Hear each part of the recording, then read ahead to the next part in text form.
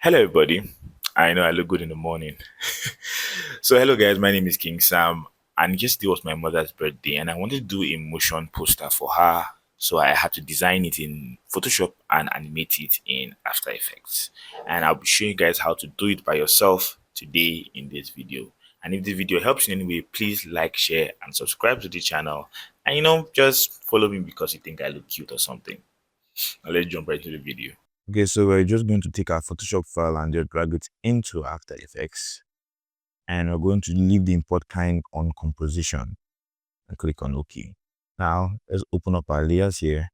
And then we have this. So the first thing I'm going to do is I have some text that I actually wrote in Photoshop. And I'm just going to solo all my text layers with my background layer. Now, the plan I have is for the text to be moving in the background and just be changing from word to word. But the problem is that if I use my position property to move them, if my position property to move it, the place is going to end up empty like this. And that's not what we want. So I'm just going to retype what we wrote there.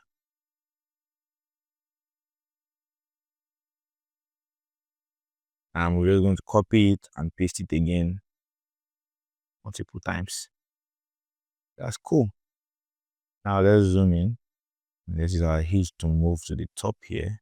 And I'm just going to use my tool here and I'm just going to align it back to where it's supposed to be. Okay, so next I'm going to do, I'm just going to duplicate this one. And I'm just going to position it again also. So that's what I'm just going to do for the remaining parts.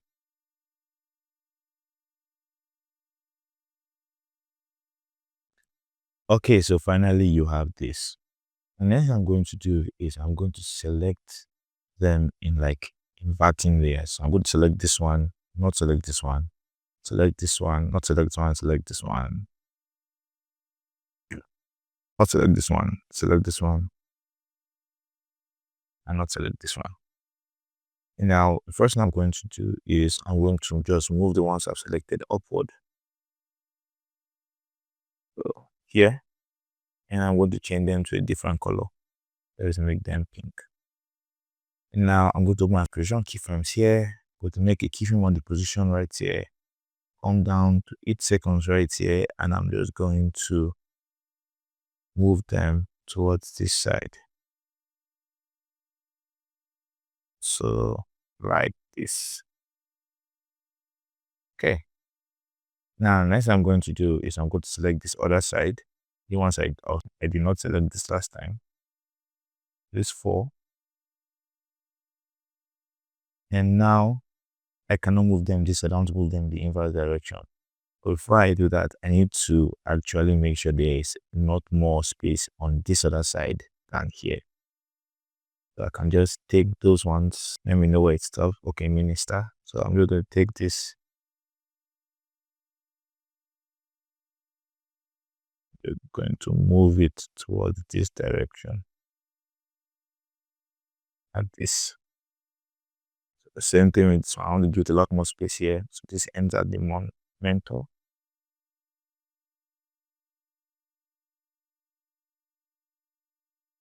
Now for the other text layers, that's here to here.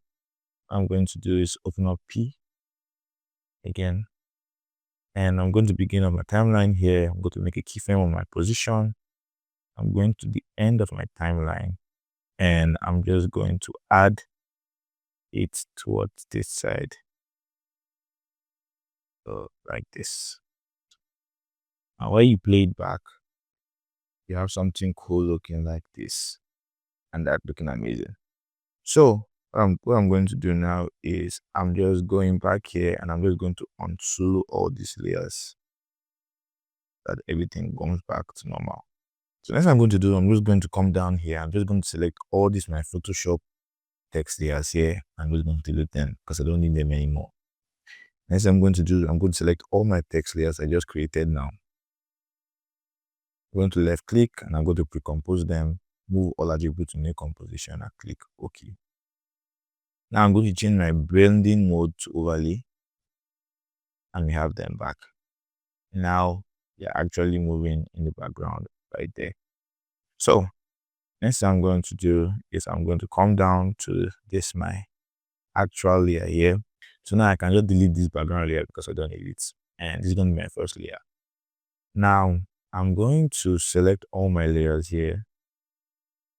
Click P. I'm going to turn them into 3D by pressing this switch right here.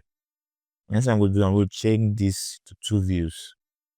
I'm going to the last background layer here and open up my position keyframes. Now you can see there's a new coordinates being added here. I'm just going to change that to 2000, and I'm going to do the same thing for my pre-compose layer here. I'm going to move it back 2000. Okay, now I'm going to this layer. Now I can use my eyeball weighting with the color here to find out what layer I'm actually working on. So by looking at it, I'm working on the outline layer for this my picture. I'm just going to move it back to 2000. I think this is supposed to be the picture, so this is why you should always name your layers. It's just going to make it super easier for you. And I'm going to move this one back by 1.5. Okay, let's see if one is. Okay, I'm going to move this one to 1.5. It is the picture. Only going back 1000. And this is the glow. This one too, also going back 1000. This is the another picture, going back by 500. This is my gradient, going back also by 500. Okay, so I think this is my lens flare. Yeah, it's one of my lens flares. So I'm going to move it back by 500 also. Now I'm going to move back the Alice a little bit. So let's take this back by like 250. Let's make it 300. The Alice, I'm going to leave it in place. The happy birthday, I'm going to move it back to 500. And let's see what this is. Okay, this is my downward utility they call up my cutting down here. I'm going to leave it at the place that it is. Shape layer, move it down to 1000. My second lens flare, I'm going to move it down to 500. This text, I'm going to take it down to 200.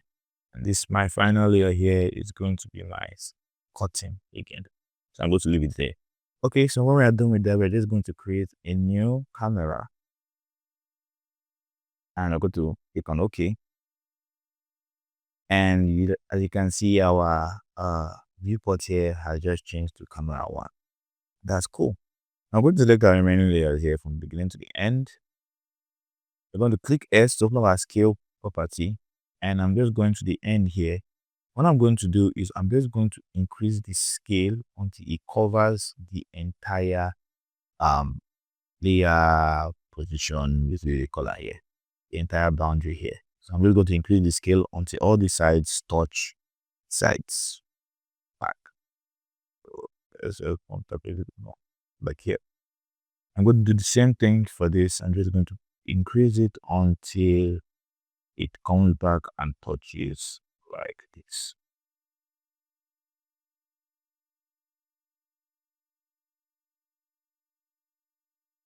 Okay, so now that I'm done with that, we're going to our camera layer here, and we're just going to create some keyframes. So I'm going to open up the position of our camera right here, and I'm going to somewhere around here. I'm going to make it frame on the final position.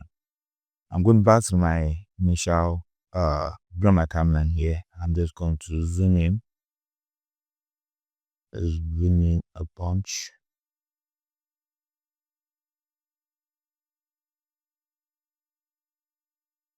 Okay, so I'm starting from here. I'm going down to 1 second again. I'm going to copy my keyframe right here. I'm going to paste it here. Okay, now I'm going to come down to 2 seconds here, and I'm just going to change the position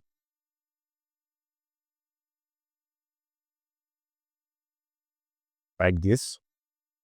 Now I'm going to come down to 3 seconds here. I'm going to copy the keyframe at 2 seconds, and I'm going to paste it here. And I'm just going to make a little adjustment to the movements, the position like this. And let's just zoom a little bit again. Cool. And now I'm going to 4 seconds here. And at 4 seconds, I'm just going to put the final picture in the middle of the frame.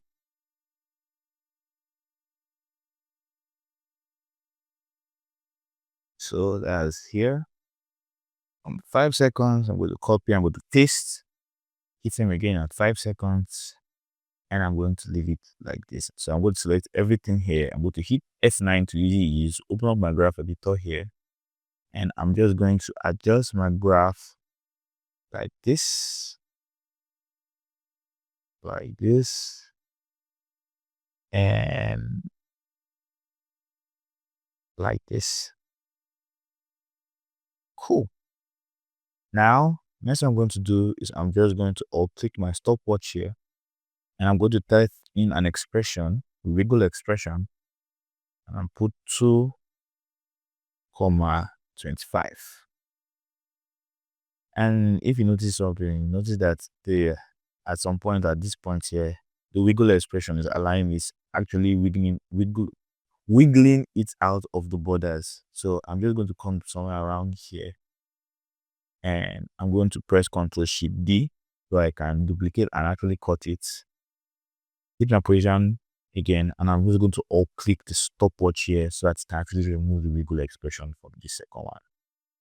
So now if you go back and play it,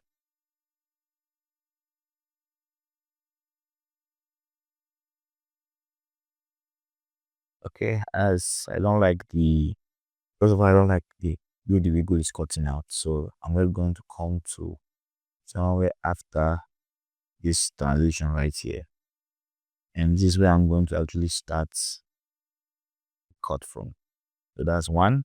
Secondly, I don't like the speed. I mean the point that's like is wiggling by. So I'm going to change that to 1. And let's see that again. Thank you guys for watching that video. I really appreciate you guys that made it this far. I know this video was longer than usual, but there were a lot of other complexities. And now that I have learned how to make this animation, you can just take a crack at learning how to make this one right here, or you can learn this one right here. And I'll catch you in that video. And now, from now to the next video, remember, improve every day, grow constantly, and tremendously. Shalom.